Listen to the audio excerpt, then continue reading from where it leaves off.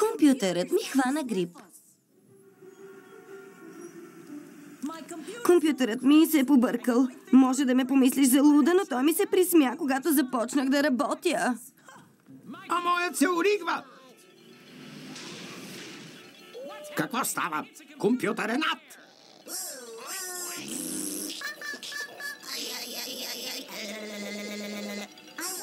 Чудя се какво ли предизвиква цялата тази компютърна олелия. Дали да не питаме професор Гизмо? Той винаги знае всичко. Особено за компютрите. Да, хайде!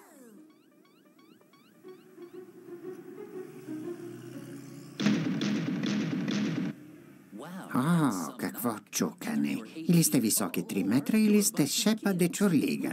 Кое от двете? Дечурлига сме! Нека отгадна. Тук сте, за да разберете какво става с всички компютри в града. Имам един отговор за вас и той е компютърен вирус. Но това са 2 отговора. Никой не харесва умниците, синко.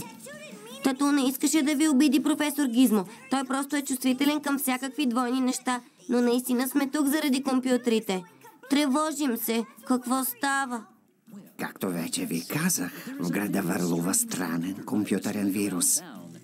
Вижте сами. Виждам ви всички. Особено теб, геничето професор Гизмо. Настанил съм се тук и не можете нищо да направите. Какво е това? О, твоя хард диск. Толкова е вкусен.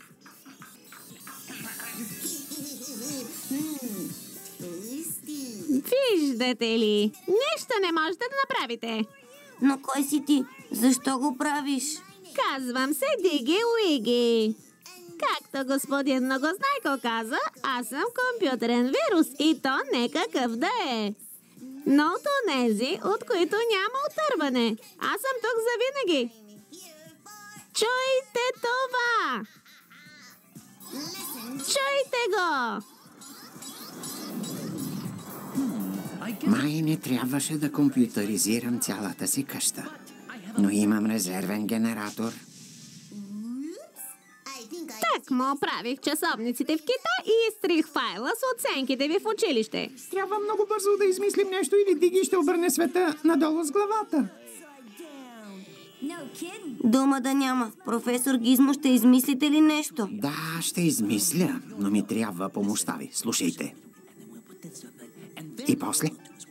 Хей, не е честно.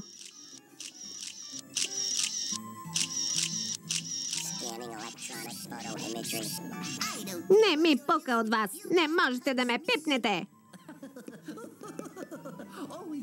Shift, Space, Numlock, изтри, Enter. Хей, какво става? Хей, тук е супер. Да, много е просторно. Дигитални! Здравей, Диги. Решихме, че си доста самотен и нямаш с кого да си играеш. Затова дойдохме при теб. Ние сме дигитални копия на себе си. Хей, значи ще ми бъдете приятели след всички щороти, които извърших. Да, Диги. Всички сме били малко палави понякога. Прощаваме ти. На какво искаш да си играем? Ами, имам страхотни видеоигри за вас. Добре, това ще го запти за няколко дни. До тогава и вашите дигитални копия ще избледнеят. По-нататък ще измисля програма с по-голяма продължителност. Това беше страхотна идея, професор Гизмо. Така, според мен, Диги Уиги ще позабрави белите за известно време. Как мислиш, Феликс? Ами, Кити, виртуално съм съгласен.